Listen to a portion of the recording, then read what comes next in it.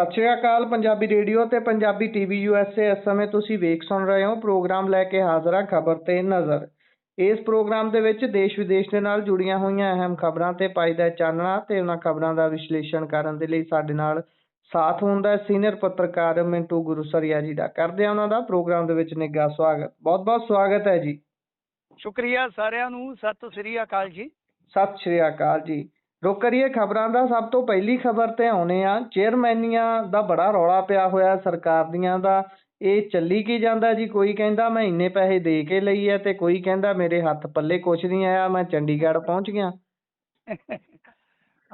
ਕੀ ਕਹਿ ਸਕਦੇ ਹਾਂ ਗੁਰਪ੍ਰੀਤ, ਇਹ ਤੇ ਤਮਾਸ਼ਾ ਚੱਲ ਰਿਹਾ ਹੈ। ਇਹ ਤੇ ਏਦਾਂ ਲੱਗਦਾ ਹੈ ਨਾ ਕਿ ਜਿੱਦਾਂ ਕੋਈ ਮਦਾਰੀ ਦਾ ਤਮਾਸ਼ਾ ਲੱਗਾ ਤੇ ਅਸੀਂ ਸਾਰੇ ਉਹਦੇ ਇੱਕ ਤਮਾਸ਼ਬੀਨ ਆ ਤੇ ਸਾਨੂੰ ਇਉਂ ਸਮਝਿਆ ਜਾਂਦਾ ਕਿ ਆਪਣੀ ਕਲਾਬਾਜ਼ੀ ਦੇ ਸਦਕਾ ਸਾਡੀ ਨਜ਼ਰ, ਸਾਡੀ ਜ਼ਹਿਨੀਅਤ ਉਹਦੇ ਨਾਲ ਜਿੱਦਾਂ ਮਰਜ਼ੀ ਪਲੇ ਕਰ ਲਿਆ ਜਾਵੇ। ਹੁਣ ਤੁਸੀਂ ਵੇਖੋ ਅੰਮ੍ਰਿਤਸਰ ਦੇ ਵਿੱਚੋਂ ਮਾਮਲਾ ਨਿਕਲਿਆ। ਮਾਮਲਾ ਕਿੱਦਾਂ ਨਿਕਲਿਆ?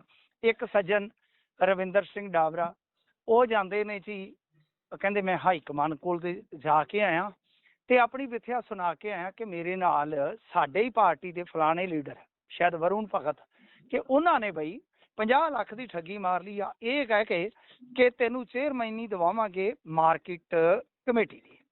ਅੱਛਾ, ਹੁਣ ਡਰਾਮਾ ਦੇਖੋ। ਉਧਰੋਂ ਵਰੁਣ ਭਗਤ ਦੀਆਂ 2 ਵੀਡੀਓਜ਼ ਆਉਂਦੀਆਂ ਨੇ ਜਿਹਦੇ 'ਚ ਉਹ ਬਿਲਕੁਲ ਖੁੱਲ੍ਹ ਖੁੱਲ੍ਹਾ ਖੁਲਾਸਾ ਕਰਦਾ ਹੈ ਕਿ ਮੈਂ ਮਰ ਜਾਊਂਗਾ, ਫਲਾਂ ਕਰ ਲੂੰਗਾ। ਐਡੇ ਵੱਡੇ ਨੌਟੰਕੀ ਕਿਉਂ? ਕਾਹਤੋਂ? ਮੈਂ ਤੁਹਾਨੂੰ ਅੱਗੇ ਦੱਸਦਾ। ਤਾਂ 2 ਵੱਡੀਆਂ ਵੀਡੀਓ ਆਈਆਂ ਜਿਹਦੇ 'ਚ ਉਹਨੇ ਦੱਸਿਆ ਕਿ ਸਾਡੇ ਜਿਹੜੇ ਮੰਤਵ ਸੀਗੇ ਉਹ ਇਹ ਸੀ ਕਿ ਸਰਕਾਰ ਆਈ ਹੈ 4 ਰੁਪਈਏ ਬਣਾਈਏ, 4 ਬਣਾ ਵੀ ਲੈ। ਫਿਰ ਚੇਅਰਮੈਨੀ ਦੀ ਗੱਲ ਚੱਲੀ। ਕੁਛ ਰਵਿੰਦਰ ਸਿੰਘ ਨੇ ਪੈਸੇ ਮੈਨੂੰ ਦਿੱਤੇ, 20-22 ਲੱਖ ਰੁਪਈਆ ਮੈਂ ਦੇਣਾ ਸੀ, ਉਹ ਐਡਜਸਟ ਕਰਕੇ ਤੇ ਮੈਂ 50 ਲੱਖ ਰੁਪਈਆ ਸਾਡੇ ਵੱਡੇ ਆਗੂ ਨੂੰ ਫੜਾਤੇ। ਚਲੋ ਜੀ, ਇਹ 2 ਵੀਡੀਓ ਨੇ ਤਰਥੱਲੀਆਂ ਮਚਾ ਦਿੱਤੀਆਂ। ਏਦਾਂ ਲੱਗਿਆ ਕਿ ਲਓ ਹੁਣ ਕੋਈ ਰਫੂ ਨਹੀਂ ਕਰ ਸਕਦਾ। ਕਿਉਂਕਿ ਤੇ ਇਹਨਾਂ ਦੇ ਆਪਣੇ ਬੰਦੇ ਆ। ਪਰ ਕਮਾਲ ਮੰਨ ਗਏ ਸਰ। ਅਸੀਂ ਤੇ ਕਹਿ ਲਈਏ ਕਿ ਚਮਤਕਾਰ ਹੈ, ਮੰਨ ਗਏ। ਚਮਤਕਾਰ ਨੂੰ ਵੀ ਨਮਸਕਾਰ ਮੰਨ ਗਏ ਸਰ ਕਿ ਅੱਜ ਪ੍ਰੈਸ ਕਾਨਫਰੰਸ ਕਰਨ ਆ ਗਿਆ ਉਹੀ ਵਰੁਣ ਭਗਤ ਤੇ ਸਾਰੀ ਗੇਮ ਉਸ ਨੌਟੰਕੀ ਨੇ ਇਹ ਕਹਿ ਕੇ ਘਮਾਤੀ ਕਿ ਮੇਰੇ ਤੇ ਦਬਾਅ ਪਾਤਾ ਜੀ। ਤੇ ਜਿਹੜਾ ਕੋਈ ਬਰਾੜ ਸਾਹਿਬ ਜਿਹਦਾ ਵੱਡੇ ਨੇਤਾ ਦਾ ਨਾਂ ਲੈ ਰਹੇ ਸੀਗੇ, ਚੇਅਰਮੈਨ ਸਾਹਿਬ ਜਿਨ੍ਹਾਂ ਦੇ ਨਾਮ ਤੇ ਪੈਸੇ ਲੈ ਗਏ, ਜਿਨ੍ਹਾਂ ਬਾਰੇ ਕਿਹਾ ਕਿ ਮੈਂ ਉਹਨਾਂ ਨੂੰ ਪੈਸੇ ਪਹੁੰਚਦੇ ਕੀਤੇ, ਕਹਿੰਦੇ ਜੀ ਉਹ ਤੇ ਮੈਂ ਕਿਸੇ ਦੇ ਕਹਿਣ ਤੇ ਨਾਮ ਲੈ ਦਿੱਤਾ। ਤੇ ਉਹ ਬਰਾੜ ਸਾਹਿਬ ਕਹਿੰਦੇ ਕਿ ਮੇਰੇ ਨਾਲ ਤੇ ਸਾਜ਼ਿਸ਼ ਹੋ ਗਈ ਹੈ ਜੀ।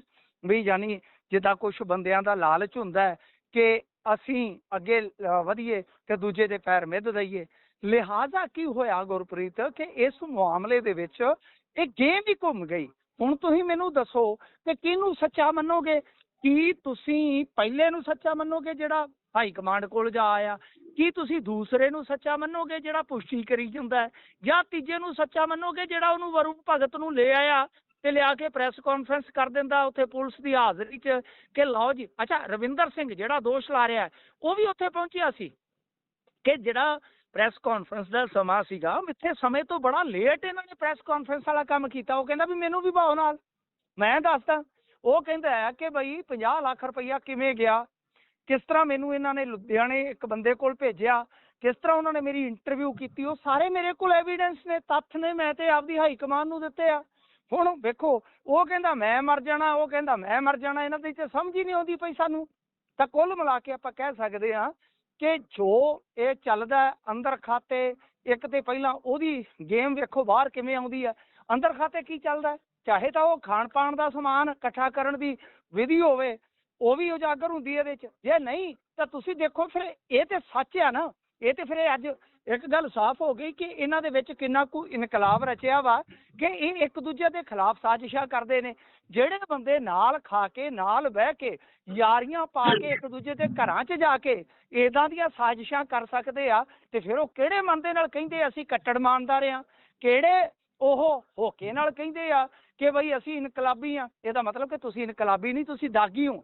ਤੁਹਾਡੇ ਮਨਾਂ 'ਚ ਦਾਗ ਆ, ਚਾਹੇ ਉਹ ਕਰਪਸ਼ਨ ਦਾ ਹੋਵੇ, ਚਾਹੇ ਇੱਦਾਂ ਕੋਈ ਮਿੱਤਰ ਮਾਰਦਾ ਹੋਵੇ, ਪਰ ਤੁਸੀਂ ਕੁਝ ਨਾ ਕੁਝ ਤਾਂ ਕਰ ਰਹੇ ਹੋ ਨਾ। ਇਹ ਤੇ ਇਸ ਗੱਲ ਦੇ ਵਿੱਚ ਕਿਤੇ ਨਾ ਕਿਤੇ ਕਹਿ ਲਓ ਕਿ ਮਾਮਲਾ ਸਿੱਧ ਹੋ ਗਿਆ ਗੁਰਪ੍ਰੀਤ। ਬਿਲਕੁਲ ਬਿਲਕੁਲ, ਕਿਤੇ ਐਵੇਂ ਨਹੀਂ ਧੂੰਆਂ ਉੱਠਦਾ, ਕਿਤੇ ਅੱਗ ਹੋਊਗੀ ਮਾੜੀ ਮੋਟੀ ਤਾਂ ਹੀ ਬਾਹਰ ਹਵਾ 'ਚ ਧੂੰਆਂ ਉੱਡ ਰਿਹਾ ਹੈ। ਖੈਰ, ਅੱਗੇ ਵਧੀਏ ਤਾਂ ਵੇਰਕੇ ਵਾਲੇ ਮਾਮਲੇ ਦੇ ਵਿੱਚ ਕਾਰਵਾਈ ਹੋ ਗਈ ਹੈ ਜੀ। ਹਾਂਜੀ, ਦੇਖੋ ਵੇਰਕਾ ਵਾਲਾ ਮਾਮਲਾ ਵੀ ਕੀ ਆ, ਤੁਹਾਨੂੰ ਯਾਦ ਹੋਣਾ ਆਪਣਾ ਅਮੁੱਲ ਦੇ ਨਾਲ ਕੰਪੈਰੀਜ਼ਨ ਕਰਕੇ ਆਪਾਂ ਕਈ ਵਾਰ ਦੇਖਿਆ ਕਿ ਵਿਵਾਦ ਹੁੰਦਾ ਹੈ ਕਿ ਅਮੁੱਲ ਨੂੰ ਜੀ ਲੀਡ ਮਿਲ ਗਈ, ਫਲਾਂ ਹੋ ਗਿਆ, ਟਮਕਾ ਹੋ ਗਿਆ। ਮੇਰਾ ਉੱਥੇ ਤਰਕ ਇੱਕੋ ਹੁੰਦਾ ਹੈ ਕਿ ਬਾਈ ਜਿਵੇਂ ਮੈਂ ਕਹਿੰਦਾ ਹੁੰਦਾ ਕਿ ਕ੍ਰਿਕਟ ਨੂੰ ਭੰਡਣ ਦੀ ਥਾਂ ਤੇ ਕ੍ਰਿਕਟ ਤੋਂ ਸਿੱਖਣ ਦੀ ਜ਼ਰੂਰਤ ਹੈ ਕਿ ਕ੍ਰਿਕਟ ਨੂੰ ਅਗਲਿਆਂ ਨੇ ਕਿਸ ਤਰ੍ਹਾਂ ਇੱਕ ਕਾਰਪੋਰੇਟ ਵਾਂਗੂ ਅੱਗੇ ਵਧਾਇਆ ਤੇ ਉਹਨਾਂ ਨੇ ਇੱਕ ਕਮਾਈ ਦਾ ਸਾਧਨ ਬਣਾ ਲਿਆ, ਕਿਵੇਂ ਉਹਨਾਂ ਨੇ ਪ੍ਰਚਾਰਿਆ ਪੂਰੀ ਦੁਨੀਆ ਦੇ ਵਿੱਚ। ਜਿਹੜੀ ਕ੍ਰਿਕਟ ਚੰਦ ਦੇਸ਼ਾਂ 'ਚ ਖੇਡੀ ਜਾਂਦੀ ਆ, ਅੱਜ ਵੇਖੋ ਕਿਵੇਂ ਫੈਲ ਗਈ। ਤਾਂ ਸਿੱਖੋ। ਤਾਂ ਉਸੇ ਤਰ੍ਹਾਂ ਮੈਂ ਕਹਿੰਦਾ ਹੁੰਦਾ ਕਿ ਅਮੁੱਲ ਤੋਂ ਸਿੱਖਣ ਦੀ ਜ਼ਰੂਰਤ ਆ ਤੇ ਤੁਸੀਂ ਆਪਣੇ ਅੰਦਰ ਝਾਤ ਮਾਰ ਕੇ ਦੇਖੋ ਕਿ ਤੁਹਾਡੇ ਬੰਦਿਆਂ ਨੇ, ਤੁਹਾਡੇ ਅਦਾਰੇ ਜਿਹੜੇ ਸ਼ਾਨਦਾਰ ਸਨ, ਸ਼ਾਨਾ ਮੱਤੇ ਸਨ, ਮਾਣ ਮੱਤੇ ਸਨ ਸਾਡੇ, ਉਹ ਬੇੜਾ ਗਰਕ ਕਰਤਾ, ਬੇੜਾ ਗਰਕ ਕਰਤਾ ਸਾਡੇ ਹੀ ਬੰਦਿਆਂ ਨੇ। ਹੁਣ ਤੁਸੀਂ ਵੇਖੋ ਰਾਮਦੇਵ ਦਾ ਜੂਸ, ਇੱਕ ਵਾਰੀ ਉਹਦਾ ਜਲੂਸ ਕਢਵਾ ਗਿਆ ਸੀਗਾ ਜਦੋਂ ਨਰਿੰਦਰ ਮੋਦੀ ਗੌਰਮੈਂਟ ਆਈ ਹੈ ਨਾ ਗੁਰਪ੍ਰੀਤ, ਇਹਨਾਂ ਨੇ ਸਪਲਾਈ ਦੇ ਠੇਕੇ ਲੈ ਲਏ। ਤੁਹਾਨੂੰ ਪਤਾ ਹੈ ਬਾਬਾ ਸਲਵਾਰੀ ਬਾਬਾ ਜਿਹੜਾ, ਇਹ ਤੇ ਹੈਗਾ ਹੀ ਪਿੱਠੂ ਸੀ ਇਹਨਾਂ ਦਾ, ਆਉਂਦਿਆਂ ਹੀ ਇਹਨੂੰ ਠੇਕੇ ਮਿਲ ਗਿਆ। ਅੱਛਾ, ਇੱਕ ਠੇਕਾ ਫੌਜ ਨੂੰ ਸਪਲਾਈ ਦਾ ਸੀਗਾ ਤੇ ਇਹਦਾ ਜਿਹੜਾ ਜੂਸ ਸੀ ਉਹ ਰਿਜੈਕਟ ਹੋ ਗਿਆ ਸੀਗਾ। ਸ਼ਾਇਦ ਆਪਣੀ ਆਡੀਅנס ਚੋਂ ਪਤਾ ਹੋਏਗਾ ਜਿਹੜੇ ਲੰਮੇ ਸਮੇਂ ਤੋਂ ਖਬਰਾਂ ਦੇ ਨਾਲ ਵਾਸਤਾ ਰੱਖਦੇ ਨੇ। ਤਾਂ ਉਦੋਂ ਬੜਾ ਜਲੂਸ ਨਿਕਲਿਆ ਸੀ ਇਹਦਾ ਬਾਬੇ ਦਾ ਕਿ ਤੁਸੀਂ ਤੇ ਫੌਜ ਵੀ ਨਹੀਂ ਬਖਸ਼ੀ। ਅੱਜ ਸਾਡਾ ਵੀ ਉਹੀ ਇੱਕ ਤਰ੍ਹਾਂ ਨਾਲ ਸਿਨੈਰੀਓ ਹੈ ਸਰ ਕਿ ਸਾਨੂੰ ਅੱਜ ਨਾ ਸਿਰਫ ਰਿਜੈਕਸ਼ਨ ਵੇਖਣ ਨੂੰ ਮਿਲ ਰਹੀ ਹੈ ਕਿ ਬਹੁਤ ਵੱਡੀ ਖੇਪ, ਨਾ ਸਿਰਫ ਮਾਲੀ ਘਾਟਾ ਹੈ, ਨਾ ਸਿਰਫ ਵਿੱਤੀ ਘਾਟਾ ਹੈ ਕਿ ਐਡੀ ਵੱਡੀ ਸਾਡੀ ਕੋਈ ਬਈ ਕੰਸਾਈਨਮੈਂਟ ਜਿਹੜੀ ਆ ਉਹ ਰੱਦ ਕਰ ਦਿੱਤੀ ਜਾਂਦੀ ਆ ਫੌਜ ਬੰਨਿਓ, ਮਿਲਟਰੀ ਬੰਨਿਓ, ਇਹ ਕਹਿ ਕੇ ਕਿ ਇਹਦੀ ਗੁਣਵੱਤਾ ਜਿਹੜੀ ਉਹ ਮਿਆਰੀ ਨਹੀਂ ਹੈ, ਗੈਰ ਮਿਆਰੀ ਹੈ। ਤੇ ਫਿਰ ਉਹ ਤੋਂ ਬਾਅਦ ਤੁਸੀਂ ਵੇਖੋ ਕਿ ਵਾਹ ਬਰੋਲਾ ਵਗਦਾ ਸਿਆਸਤ ਦਾ, ਉਹਦੇ ਤੇ ਦੋਸ਼, ਉਹਦੇ ਤੇ ਦੋਸ਼, ਜਿਵੇਂ ਆਪਣੀ ਰੀਤ ਹੈ, ਜਿਵੇਂ ਆਪਣਾ ਕਹਿ ਲਓ ਕਿ ਰਵਾਇਤੀ ਕੰਮ ਆ। ਪਰ ਅੱਜ ਫਿਰ ਸ਼ਾਮ ਤੱਕ ਬਿਨਾਂ ਕਿਸੇ ਗੱਲ ਤੋਂ ਇਹਨਾਂ ਨੇ ਇੱਕ ਬਲੀ ਲੈ ਲਈ ਜਨਰਲ ਮੈਨੇਜਰ ਦੀ। ਤੁਸੀਂ ਮੈਨੂੰ ਦੱਸੋ ਗੁਰਪ੍ਰੀਤ ਕਿ ਪੰਜੀਰੀ ਵਾਲਾ ਰੌਲਾ ਪਿਆ ਕਿ ਨਹੀਂ ਪਿਆ? ਬਿਲਕੁਲ। ਉਹ ਪੰਜੀਰੀ ਵਾਲਾ, ਅੱਛਾ ਮਠਿਆਈ ਵਾਲਾ ਪਿਆ ਕਿ ਨਹੀਂ ਪਿਆ? ਫਿਰ ਤੁਸੀਂ ਵੇਖੋ ਕਿ ਜਿਹੜਾ ਸਪਲਾਈ ਵਾਲਾ, ਜਿਹੜਾ ਆਪਾਂ ਮੈਰੀਟੋਰੀਅਸ ਸਕੂਲਾਂ ਵਾਲੀ ਖਬਰ ਕੀਤੀ ਸੀ, ਪਿਆ ਕਿ ਨਹੀਂ ਪਿਆ? ਇਟ ਮੀਨ ਇਹਦਾ ਮਤਲਬ ਕਿ ਜਿਹੜੇ ਇਸ ਤਰ੍ਹਾਂ ਦੇ ਠੇਕੇ ਦਿੱਤੇ ਜਾ ਰਹੇ ਨੇ, ਜਿਹੜਾ ਸਾਰਾ ਕੁਝ ਹੋ ਰਿਹਾ, ਇਸ ਤੋਂ ਇਲਾਵਾ ਬੀ ਘੁਟਾਲਾ ਵੀ ਹੋਇਆ ਪਿੱਛੇ ਜੇ, ਉਹ ਵੀ ਇਹਨਾਂ ਦੇ ਵਿੱਚੋਂ ਹੀ ਹੋਇਆ, ਇਸੇ ਅਦਾਰੇ 'ਚ ਹੋਇਆ। ਇਹਦਾ ਅਰਥ ਕੀ ਆ? ਇਹਨੂੰ ਸਮਝੋ ਚੰਗੀ ਤਰ੍ਹਾਂ। ਇੱਕ ਤੇ ਇਹ ਆ ਕਿ ਇਹਦੇ ਲਈ ਭਗਵੰਤ ਮਾਨ ਹੋਰਾਂ ਨੂੰ ਜਵਾਬਦੇਹ ਹੋਣਾ ਚਾਹੀਦਾ, ਕਿਉਂਕਿ ਤੁਸੀਂ ਗੂਗਲ ਕਰੋ, ਮੈਨੂੰ ਲੱਗਦਾ ਕਿ ਸ਼ਾਇਦ ਮੰਤਰਾਲਾ ਵੀ ਉਹਨਾਂ ਦੇ ਕੋਲ ਹੈ, ਜੇ ਮੈਂ ਨਹੀਂ ਭੁੱਲਦਾ, ਮੈਂ ਕਨਫਰਮ ਨਹੀਂ ਹਾਂ, ਪਰ ਤੁਸੀਂ ਉਹਦੇ ਤੇ ਰਿਸਰਚ ਕਰ ਲੈਣਾ। ਪਰ ਜੇ ਨਹੀਂ ਵੀ ਤਾਂ ਵੀ ਬਤੌਰ ਮੁੱਖ ਮੰਤਰੀ ਉਹਨਾਂ ਨੂੰ ਇਸ ਗੱਲ ਲਈ ਜਵਾਬਦੇਹ ਹੋਣਾ ਚਾਹੀਦਾ ਜਦੋਂ ਪ੍ਰੈਸ ਕਾਨਫਰੰਸਾਂ 'ਚ ਆਉਂਦੇ ਆ ਕਿ ਪੰਜੀਰੀ ਤੋਂ ਲੈ ਕੇ ਸਰ ਆਹ ਤੇ ਕੰਮ ਖੀਰੀ ਹੋ ਗਿਆ ਕਿ ਫੌਜ ਨੂੰ ਵੀ ਨਹੀਂ ਤੁਸੀਂ ਬਖਸ਼ਿਆ। ਇਹਦੇ ਲਈ ਜਵਾਬਦੇਹੀ ਕਿਹਦੀ ਆ? ਠੀਕ ਹੈ ਨਾ? ਤੁਸੀਂ ਇੱਕ ਬਲੀ ਲੈ ਲੈਂਦੇ ਹੋ, ਕਮਾਲ ਦੀ ਗੱਲ ਹੈ। ਹਰ ਵਾਰੀ ਤੁਹਾਡਾ ਇਹੋ ਖੇਖਣ ਆ, ਹਰ ਵਾਰੀ ਤੁਹਾਡਾ ਇਹੋ ਲੱਖਣ ਆ ਕਿ ਤੁਸੀਂ ਇੱਕ ਕਾਂ ਮਾਰ ਕੇ ਟੰਗ ਦਿੰਦੇ ਹੋ, ਉਹ ਦਿਖਦਾ ਰਹਿੰਦਾ, ਝੂਲਦਾ ਰਹਿੰਦਾ। ਤਾਂ ਇਹਦੀ ਇੱਕ ਵਿਆਪਕ ਪੱਧਰ ਦੀ, ਵੱਡੇ ਪੱਧਰ ਦੀ ਜਾਂਚ ਹੋਣੀ ਚਾਹੀਦੀ ਆ ਗੁਰਪ੍ਰੀਤ। ਇਹਦੇ ਵਿੱਚ ਤੁਸੀਂ ਵੇਖੋ ਹੇਠੋਂ ਲੈ ਕੇ ਉੱਤੋਂ ਤੱਕ ਅੱਗੇ ਕੀ ਕੀਤਾ ਇਹਨਾਂ ਨੇ। ਬੀਜ ਦਾ ਜਿਹੜਾ ਘੁਟਾਲਾ ਕੀਤਾ, ਜਿਹੜਾ ਕਿਸਾਨਾਂ ਨੂੰ ਬੀਜ ਦਿੱਤਾ ਜਾਂਦਾ ਵੇਰਕਾ ਦੇ ਜ਼ਰੀਏ, ਉਹਦੇ 'ਚ ਕੀ ਹੋਇਆ ਕਿ ਇਹਨਾਂ ਨੇ ਕਿਸਾਨਾਂ ਨੂੰ ਇੱਕ ਨੰਬਰ 'ਚ ਪੈਸਾ ਦੇ ਕੇ ਘੁਮਾ ਲਿਆ ਉਹਨਾਂ ਨੂੰ ਦੁੱਧ ਦਾ ਪੈਸਾ ਕਹਿ ਕੇ। ਤੇ ਉਹੀ ਉਹ ਕਹਿ ਲਓ ਕਿ ਕਾਗਜ਼ਾਂ ਦੇ ਵਿੱਚ ਦੋ ਕੰਪਨੀਆਂ ਜਿਹੜੀਆਂ ਬਾਹਰੀ ਕੰਪਨੀਆਂ ਸੀ ਉਹਨਾਂ ਦੇ ਖਾਤਿਆਂ 'ਚ ਘੁਮਾ ਦਿੱਤਾ। ਯਾਨੀ ਜਿਹੜੀ ਇਸ ਤਰ੍ਹਾਂ ਦੀ ਬਲੈਕ ਮਨੀ, ਇਹ ਮੈਂ ਤੱਥਾਂ ਦੇ ਆਧਾਰ ਤੇ ਕਹਿ ਰਿਹਾ, ਉਹਦੇ ਦਸਤਾਵੇਜ਼ ਜਿਹੜੇ ਆ ਪਬਲਿਕ ਡੋਮੇਨ 'ਚ ਆ। ਤਾਂ ਕਹਿਣ ਦਾ ਭਾਵ ਇਹ ਆ ਕਿ ਇਹ ਨਾ ਸਿਰਫ ਹੇਰਾ ਫੇਰੀਆਂ ਹੋ ਰਹੀਆਂ, ਬਲਕਿ ਬਲੈਕ ਮਨੀ ਜਿਹੜੀ ਵਾਈਟ ਮਣੀ ਬਣਾ ਕੇ ਉਹ ਦੂਜੀ ਸਾਈਡ ਤੋਂ ਕੱਢੀ ਵੀ ਜਾ ਰਹੀ ਹੈ। ਇਹ ਬਹੁਤ ਵੱਡਾ ਮਾਮਲਾ ਹੈ, ਇਹਦੀ ਵੱਡੇ ਪੱਧਰ ਦੀ ਜਾਂਚ ਕਰਵਾਉਣ ਦੀ ਜ਼ਰੂਰਤ ਹੈ ਗੁਰਪ੍ਰੀਤ। ਕੋਆਪਰੇਟਿਵ ਡਿਪਾਰਟਮੈਂਟ ਦੇ ਵਿੱਚ ਹੀ ਆਉਂਦਾ ਹੈ ਨਾ ਜੀ ਸਾਰਾ? ਹਾਂ ਬਿਲਕੁਲ, ਸਹਿਕਾਰਤਾ 'ਚ ਆ ਗਿਆ ਨਾ। ਇਹ ਸਹਿਕਾਰਤਾ 'ਚ ਆਉਂਦਾ ਹੈ ਤਾਂ ਸਹਿਕਾਰਤਾ ਵਿਭਾਗ ਇਹ ਹੈਗਾ ਜੀ ਹਰਪਾਲ ਚੀਮਾ ਹੋਣਾ ਕੋਲ। ਹਰਪਾਲ ਚੀਮਾ ਹੋਰਾਂ ਕੋਲੇ ਲਓ, ਹਾਂ ਆ ਗਈ ਨਾ ਗੱਲ।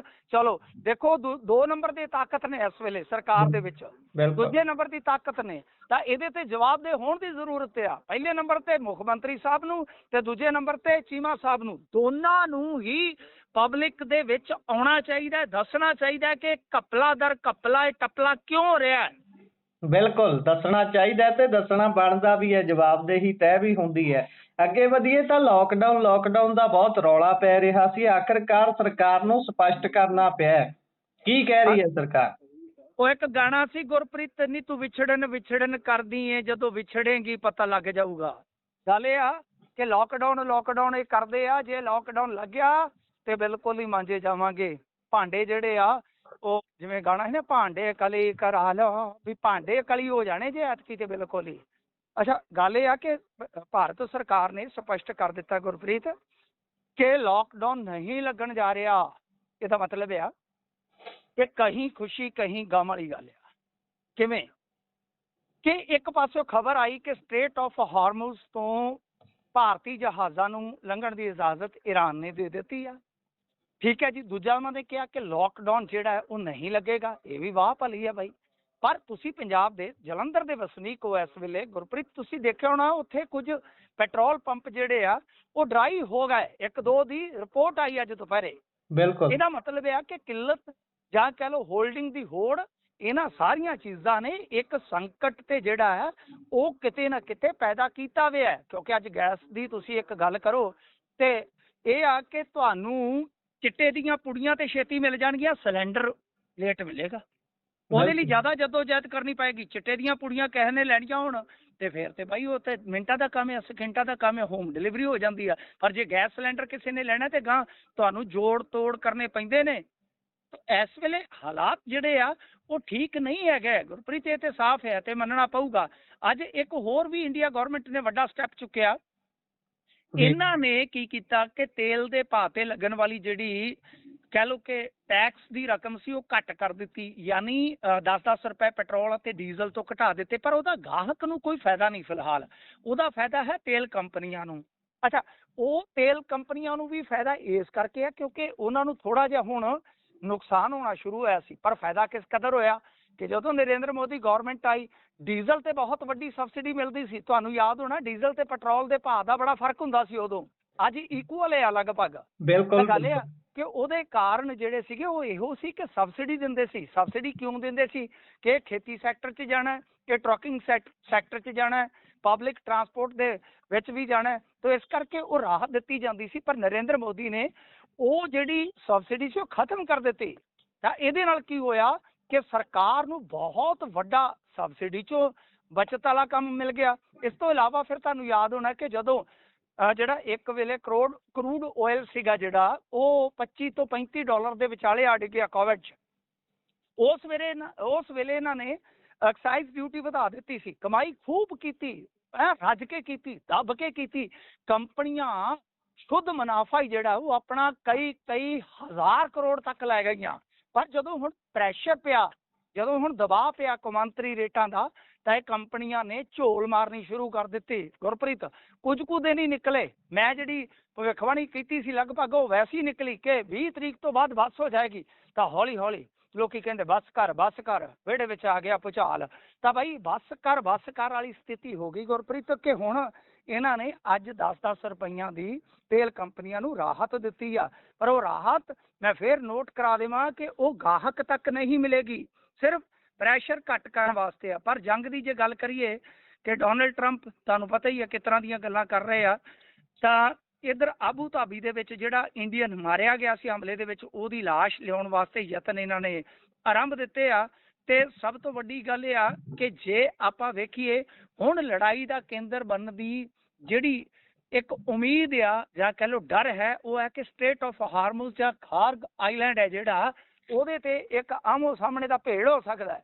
ਯਾਨੀ ਸਟ੍ਰੇਟ ਆਫ ਹਾਰਮੂਜ਼ ਤੋਂ ਜਿਹੜੀ ਆਪਾਂ ਨੂੰ ਇਹ ਖਬਰ ਮਿਲ ਰਹੀ ਹੈ ਕਿ ਇੰਡੀਆ ਨੂੰ ਥੋੜੀ ਰਾਹਤ ਹੈ। ਪਰ ਜੇ ਉਸ ਕੇਂਦਰ ਤੇ ਜਾ ਕੇ, ਉਸ ਜਗ੍ਹਾ ਤੇ ਜਾ ਕੇ ਕੋਈ ਵੱਡੀ ਲੜਾਈ ਆਮੋ ਸਾਹਮਣੇ ਦੀ ਹੁੰਦੀ ਆ ਜਿਹਦੇ ਵਿੱਚ ਕਹਿ ਲਓ ਕਿ US ਤੋਂ ਵੀ ਪੈਰਾਟਰੂਪਸ ਆ ਜਾਂਦੇ ਆ ਜਾਂ ਕਹਿ ਲਓ ਕਿ ਉਹਨਾਂ ਦੇ ਫੌਜੀ ਆ ਕੇ ਇੱਕ ਭੇੜ 'ਚ ਇੱਥੇ ਉਲਝਦੇ ਆ, ਤਾਂ ਫਿਰ ਵੀ ਦੁਨੀਆ ਤੇ ਸੰਕਟ ਤੇ ਬਹੁਤ ਵੱਡਾ ਆਉਣ ਵਾਲਾ ਹੈ। ਔਰ ਦੂਜੀ ਗੱਲ ਕਿ ਜੇ ਸਾਰਾ ਕੁਝ ਅੱਜ ਵੀ ਕਹਿ ਲਈਏ ਕਿ ਠੀਕ ਹੋ ਜਾਏ ਕੋਈ 15-20 ਘੰਟਿਆਂ ਦੇ ਅੰਦਰ ਅੰਦਰ, ਤਦ ਵੀ ਆਮ ਵਰਗੇ ਹਾਲਾਤ ਹੋਣ ਤੇ ਇਸ ਤੋਂ ਇਲਾਵਾ ਜਿਹੜੀ ਕਹਿ ਲਓ ਕਿ ਨਿਮੋ ਝੂਣੀ ਜੀ ਹੋ ਗਈ ਆ ਦੁਨੀਆ ਭਰ ਦੀ ਆਰਥਿਕਤਾ, ਇਹਨੂੰ ਸੈੱਟ ਹੋਣ ਤੇ ਲੰਮਾ ਸਮਾਂ ਲੱਗ ਜਾਏਗਾ ਗੁਰਪ੍ਰੀਤ। ਜੀ ਬਿਲਕੁਲ। ਇਸ ਤੋਂ ਅੱਗੇ ਵਧੀਏ ਤਾਂ ਬੰਦੀ ਸਿੰਘਾਂ ਦੀ ਰਿਹਾਈ ਵਾਲਾ ਮਾਮਲਾ ਗੂੰਜਿਆ ਇੱਕ ਵਾਰ ਮੁੜ ਤੋਂ ਤੇ ਅੰਮ੍ਰਿਤਪਾਲ ਸਿੰਘ ਹੋਣਾ ਨੂੰ ਅਦਾਲਤ ਤੋਂ ਫੇਰ ਝਟਕਾ ਲੱਗਿਆ। ਹਾਂਜੀ, ਦੋ ਪੰਥਕ ਸਫਾਂ ਦੀਆਂ ਖਬਰਾਂ ਨੇ, 1 ਬਾਈ 1 ਲੈਂਦੇ ਆ। ਅੱਜ ਰਾਜਾ ਵੜਿੰਗ ਨੇ ਸਭ ਨੂੰ ਹੈਰਾਨ ਕਰ ਦਿੱਤਾ। ਰਾਜਾ ਵੜਿੰਗ ਪਿਛਲੇ ਕਈ ਦਿਨਾਂ ਤੋਂ, ਲੰਮੇ ਸਮੇਂ ਤੋਂ ਕਹਿ ਲਓ, ਟ੍ਰੋਲਿੰਗ ਦਾ ਸਾਹਮਣਾ ਕਰ ਰਹੇ ਸਨ, ਕਈ ਇਲਜ਼ਾਮਾਂ ਦਾ ਸਾਹਮਣਾ ਕਰ ਰਹੇ ਸਨ। ਪਰ ਅੱਜ ਅਚਨਚੇਤ ਇਹਨਾਂ ਨੇ, ਐ ਕਹਿ ਲਓ ਕਿ ਚਾਣਚੱਕ ਇਹਨਾਂ ਨੇ ਸਦਨ ਦੇ ਵਿੱਚ ਬੜੇ ਜੋਸ਼ੀਲੇ ਢੰਗ ਦੇ ਨਾਲ ਬੰਦੀ ਸਿੰਘਾਂ ਦਾ ਮਾਮਲਾ ਚੱਕ ਦਿੱਤਾ ਤੇ ਨਾਲ ਸੂਈ ਰੱਖ ਦਿੱਤੀ ਰਵਨੀਤ ਬਿੱਟੂ ਅਤੇ ਬੀਬਾ ਬਾਦਲ ਹੋਰਾਂ ਤੇ ਕਿ ਭਾਈ ਇਹਨਾਂ ਨੇ ਇਹ ਬੰਦੀ ਸਿੰਘਾਂ ਦੀ ਰਿਹਾਈ ਹੁਣ ਤੱਕ ਨਹੀਂ ਹੋਣ ਦਿੱਤੀ। ਇਹ ਬੜਾ ਵੱਡਾ ਕਹਿ ਲਓ ਤੇ ਅਣਕਿਆਸਿਆ ਜਿਹੜਾ ਹੈ ਉਹ ਸਟੇਟਮੈਂਟ ਹੈ ਜਿਹੜਾ ਸਦਨ ਦੇ ਰਿਕਾਰਡ ਤੇ ਗਿਆ ਹੈ। ਕਿਉਂਕਿ ਤੁਹਾਨੂੰ ਪਤਾ ਹੀ ਆ, ਇਨਸਰਜੈਂਸੀ ਤੋਂ ਲੈ ਕੇ ਜੋ ਹੋਇਆ ਪੰਜਾਬ ਦੀ ਧਰਤੀ ਤੇ, ਜੋ ਫੇਕ ਐਨਕਾਊਂਟਰ ਜਾਂ ਕਹਿ ਲਓ ਕਿ ਵੱਡੇ ਵੱਡੇ ਅਸੈਸੀਨੇਸ਼ਨ, ਚਾਹੇ ਉਹ ਪ੍ਰਧਾਨ ਮੰਤਰੀ ਇੰਦਰਾ ਗਾਂਧੀ ਦਾ ਹੋਵੇ ਤੇ ਚਾਹੇ ਮੁੱਖ ਮੰਤਰੀ ਬੇਅੰਤ ਸਿੰਘ ਦਾ, ਉਹ ਸਾਰਾ ਕੁਝ ਕਾਂਗਰਸ ਨਾਲ ਜੁੜਦਾ ਹੈ। ਤੇ ਅੱਜ ਤੱਕ ਸੂਬੇ ਦੇ ਕਿਸੇ ਵੀ ਪ੍ਰਧਾਨ ਨੇ ਕਿਸੇ ਸਦਨ 'ਚ ਖਲੋ ਕੇ ਇਸ ਤਰ੍ਹਾਂ ਦੀ ਗੱਲ ਮੇਰੀ ਸੰਭਾਲਾ 'ਚ ਤੇ ਨਹੀਂ ਕੀਤੀ ਜਾਂ ਮੇਰੀ ਜਾਣਕਾਰੀ 'ਚ ਨਹੀਂ ਹੋਏਗੀ। ਪਰ ਰਾਜਾ ਵੜਿੰਗ ਨੇ ਅਚਨਚੇਤੀ, ਕਿਉਂਕਿ ਉਹ ਹਮੇਸ਼ਾ ਤੁਹਾਨੂੰ ਪਤਾ ਮੁਖਰ ਹੋ ਕੇ ਖਾਲਿਸਤਾਨੀ ਵਿਚਾਰਧਾਰਾ ਦੀ ਵਿਰੋਧਤਾ ਕਰਦੇ ਆ, ਇੰਦਰਾ ਗਾਂਧੀ ਦਾ ਬੇਟਾ ਕਹਿ ਕੇ ਉਹ ਟੀ-ਸ਼ਰਟ ਪਾਉਣ ਕਰਕੇ ਉਹਨਾਂ ਨੂੰ ਤੁਹਾਨੂੰ ਪਤਾ ਹੈ ਕਾਫੀ ਚਿਰ ਤੋਂ ਉਹਨਾਂ ਨੂੰ ਆਲੋਚਨਾ ਦਾ ਸਾਹਮਣਾ ਵੀ ਕਰਨਾ ਪੈਂਦਾ। ਇਸ ਤੋਂ ਇਲਾਵਾ ਤਰਨਤਾਰਨ ਜ਼ਿਮਨੀ ਚੋਣ 'ਚ ਵੀ ਉਹਨਾਂ ਦੇ ਇੱਕ ਬਿਆਨ ਨੇ ਇਸ ਪੰਥਕ ਇਲਾਕੇ 'ਚ ਇਹਨਾਂ ਦਾ ਕਹਿ ਲਓ ਕਿ ਬੇੜਾ ਧੋਣ ਦਾ ਮੁੱਢ ਬੰਨ੍ਹਤਾ ਸੀਗਾ। ਪਰ ਅੱਜ ਉਹਨਾਂ ਦੇ ਇਸ ਮੂਵ ਨੇ ਬਹੁਤ ਹੱਦ ਤੱਕ ਕਹਿ ਲਓ ਕਿ ਉਹਨਾਂ ਨੂੰ ਫਿਰ ਸੁਰਖੀਆਂ 'ਚ ਇੱਕ ਦੂਜੇ ਪੱਖ ਤੋਂ ਲਿਆ ਖੜਾ ਕੀਤਾ। ਇੱਧਰ ਜੋ ਅੰਮ੍ਰਿਤਪਾਲ ਸਿੰਘ ਹੋਰਾਂ ਦਾ ਮਾਮਲਾ ਹੈ, ਦੇਖੋ ਇਹਨਾਂ ਦੀ ਜਿਹੜੀ ਚਾਰਾਜੋਈ ਸੀਗੀ ਕਿ ਸੈਸ਼ਨ ਦੇ ਵਿੱਚ ਸਾਨੂੰ ਭਾਗ ਲੈਣ ਦੀ ਇਜਾਜ਼ਤ ਦਿੱਤੀ ਜਾਵੇ, ਉਹ ਹਾਈ ਕੋਰਟ ਨੇ ਨਾ ਕਰ ਦਿੱਤੀ। ਸਿਕਿਉਰਿਟੀ ਕਾਰਨਾਂ ਦਾ ਜਿਹੜਾ ਹਵਾਲਾ ਦਿੱਤਾ ਸੀ ਸਰਕਾਰ ਨੇ ਉਸ ਦੇ ਬਿਹਾਫ ਤੇ। ਪਰ ਗੁਰਪ੍ਰੀਤ, ਇਹ ਮੇਰੇ ਲਈ ਕੋਈ ਕਹਿ ਲਓ ਕਿ ਅਲੋਕਾਰੀ ਗੱਲ ਨਹੀਂ, ਮੈਂ ਮੰਨ ਕੇ ਚੱਲ ਰਿਹਾ ਸੀ ਔਰ ਹਮੇਸ਼ਾ ਮੈਂ ਤੁਹਾਨੂੰ ਕਹਿਣਾ ਕਿ ਨਿਰਭਰ ਕਰਦਾ ਕੇਂਦਰ ਸਰਕਾਰ ਤੇ। ਕਿਉਂਕਿ ਉਹਦੇ ਇਸ਼ਾਰੇ ਤੇ ਪੰਜਾਬ ਸਰਕਾਰ ਨੱਚਦੀ ਆ, ਪੰਜਾਬ ਸਰਕਾਰ ਹੀ ਚੱਲਦੀ ਆ। ਹੁਣ ਅੰਮ੍ਰਿਤਪਾਲ ਸਿੰਘ ਹੋਰਾਂ ਦਾ ਜਿੱਥੋਂ ਤੱਕ ਮਾਮਲਾ ਹੈ, ਮੈਨੂੰ ਲੱਗਦਾ ਕਿ ਅੰਮ੍ਰਿਤਪਾਲ ਸਿੰਘ ਨੂੰ ਹੀ ਨਾ ਸਿਰਫ ਉਹਨਾਂ ਦੇ ਅਧਿਕਾਰਾਂ ਤੋਂ ਵਾਂਝਿਆ ਕੀਤਾ ਜਾ ਰਿਹਾ ਹੈ, ਮੇਰੀ ਨਜ਼ਰ ਦੇ ਵਿੱਚ ਇਹ ਉਹਨਾਂ ਦੇ ਹਲਕੇ ਨਾਲ ਵੀ ਨਾ ਇਨਸਾਫੀ ਆ। ਯਾਨੀ ਜਿਹੜੇ ਵੋਟਰਾਂ ਨੇ ਆਪਣਾ ਮੈਂਬਰ ਪਾਰਲੀਮੈਂਟ ਚੁਣਿਆ ਹੈ, ਇਹ ਉਹਨੂੰ ਵੀ ਸਜ਼ਾ ਦਿੱਤੀ ਜਾ ਰਹੀ ਹੈ, ਵੋਟਰ ਨੂੰ ਵੀ।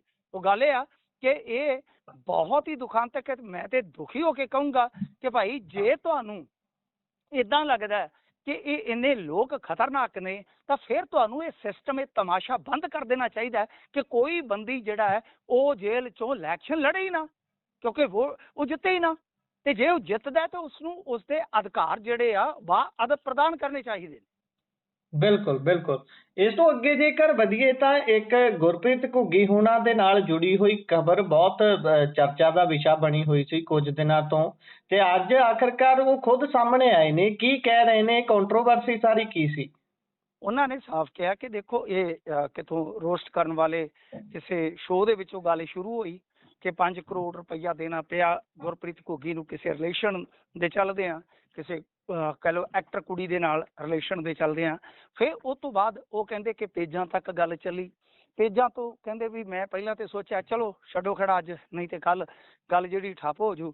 ਪਰੰਤੂ ਇਹ ਕਹਾਣੀ ਗਾਂਹ ਹੀ ਵੱਧਦੀ ਤੁਰੀ ਗਈ। ਫਿਰ ਕੁਝ ਜਿਹੜੇ ਜ਼ਹੀਨ ਕਿਸਮ ਦੇ ਵਿਅਕਤੀ ਸੀ ਉਹਨਾਂ ਨੇ ਮੇਰੇ ਤੱਕ ਪਹੁੰਚ ਕੀਤੀ ਕਿ ਤੁਹਾਨੂੰ ਪੱਖ ਰੱਖਣਾ ਚਾਹੀਦਾ। ਤੇ ਉਹਨਾਂ ਨੇ ਕਿਹਾ ਕਿ ਦਰਅਸਲ ਕੀ ਆ ਕਿ ਇਸ ਗੇਮ ਦੇ ਪਿੱਛੇ ਉਹਨਾਂ ਦੀ ਮੁਖਾਲਫਤ ਹੈ। ਉਹਨਾਂ ਨੇ ਇਹ ਦਾਅਵਾ ਕੀਤਾ ਕਿ ਭਾਈ ਇਹ ਸਾਰਾ ਕੁਝ ਜਿਹੜਾ ਹੈ ਨਾ, ਇਹ ਪਿੱਛੋਂ ਪੇਡ ਏਜੰਡਾ ਵੀ ਸੀ, ਕਿਉਂਕਿ ਅਸੀਂ ਕੁਝ ਪੇਜਾਂ ਤੱਕ ਪਹੁੰਚ ਕੀਤੀ, ਕੁਝ ਨੇ ਤੇ ਮਾਫੀ ਮੰਗੀ ਮੁੰਡਿਆਂ ਨੇ ਕਿ ਭਾਈ ਪਿੱਛੋਂ ਆਈ ਖਬਰ ਜੀ ਅਸੀਂ ਕਰ ਬੈਠੇ, ਸ਼ੇਅਰ ਕਰ ਬੈਠੇ, ਏਦਾਂ ਕਰ ਬੈਠੇ, ਉੱਦਾਂ ਕਰ ਬੈਠੇ। ਪਰ ਕੁਝ ਨੇ ਕਿਹਾ ਕਿ ਅਸੀਂ ਇਹਨੂੰ ਹਟਾ ਨਹੀਂ ਸਕਦੇ। ਕਿਉਂਕਿ ਸਾਡੇ ਲਈ ਇਹ ਪੇਡ ਹੈ, ਪੇਡ ਸਮੱਗਰੀ ਹੈ। ਮਤਲਬ ਕਿ ਇਸ ਨੂੰ ਛਾਇਆ ਕਰਨ ਵਾਸਤੇ, ਇਸ ਨੂੰ ਪ੍ਰਚਾਰਨ ਵਾਸਤੇ ਸਾਨੂੰ ਪੇ ਕੀਤਾ ਗਿਆ ਹੈ। ਤੇ ਉਹ ਕਹਿੰਦੇ ਕਿ ਅਸੀਂ ਲਗਭਗ ਉਹਨਾਂ ਬੰਦਿਆਂ ਤੱਕ ਵੀ ਪਹੁੰਚ ਗਏ ਆ ਜਿਨ੍ਹਾਂ ਨੂੰ ਮੇਰੇ ਕਿਸੇ ਨੈਕਸਟ ਸਟੈਪ ਤੋਂ ਡਰ ਸੀ। ਤੁਹਾਨੂੰ ਪਤਾ ਹੈ ਸਿਆਸਤ ਦੇ ਵਿੱਚ ਵੀ ਰਹੇ ਕੀ ਕੋਈ ਸਿਆਸੀ ਪਾਰੀ ਜਿਹੜੀ ਨਵੇਂ ਸਿਰੇ ਤੋਂ ਸ਼ੁਰੂ ਕਰਨ ਜਾ ਰਹੇ ਸੀ, ਉਹ ਕਹਿੰਦੇ ਕਿ ਉਹਨਾਂ ਨੇ ਨਾ ਸਿਰਫ ਪਹਿਲਾਂ ਮੀਮਸ ਬਣਾਏ ਉਸ ਕੰਪਨੀ ਨੇ, ਬਲਕਿ ਬਾਅਦ ਦੇ ਵਿੱਚ ਪੇ ਕੀਤਾ ਕਿ ਇਹਨੂੰ ਪ੍ਰਚਾਰਿਆ ਜਾਵੇ। ਤੇ ਦੂਜੀ ਗੱਲ ਆ, ਉਹਨਾਂ ਕਿਹਾ ਕਿ ਅਸੀਂ ਸਾਈਬਰ ਨੂੰ ਸ਼ਿਕਾਇਤ ਕਰ ਦਿੱਤੀ ਆ ਤੇ ਇਸ ਤੋਂ ਇਲਾਵਾ ਜੇ ਗੱਲ ਨਾ ਬਣੀ ਤੇ ਕੋਰਟ ਕਚਹਿਰੀ 'ਚ ਵੀ ਜਾਵਾਂਗੇ। ਤੇ ਤੁਸੀਂ ਵੇਖੋ ਸੋਸ਼ਲ ਮੀਡੀਆ ਦਾ ਹਾਲ ਕਿ ਉਸ ਤੋਂ ਬਾਅਦ ਗੁਰਪ੍ਰੀਤ ਭਾਜੀ ਮਾਫ ਕਰ ਦਿਓ, ਇਸ ਤਰ੍ਹਾਂ ਦੀਆਂ ਵੀ ਪੋਸਟਾਂ ਪੈਣ ਲੱਗ ਪਈ। ਜੀ, ਇਹ ਸੋਸ਼ਲ ਮੀਡੀਆ ਵਾਲਾ ਕੰਮ ਉਹੀ ਹੈ ਕਿ ਦੁਨੀਆ ਨੂੰ ਦੋਹੇ ਪਾਸੇ ਦੰਦੇ, ਦੋਨੇ ਪਾਸੇ ਦੰਦੇ ਨੇ ਇਹਨਾਂ ਨੂੰ। ਤਾਂ ਖੈਰ ਇਸੇ ਦੇ ਨਾਲ ਪ੍ਰੋਗਰਾਮ ਦਾ ਸਮਾਂ ਇੱਥੇ ਹੀ ਸਮਾਪਤ ਹੁੰਦਾ ਹੈ। ਤੁਸੀਂ ਜੁੜੇ ਜਾਣਕਾਰੀਆਂ ਸਾਂਝੀਆਂ ਕੀਤੀਆਂ, ਬਹੁਤ ਬਹੁਤ ਧੰਨਵਾਦ ਜੀ। ਧੰਨਵਾਦ।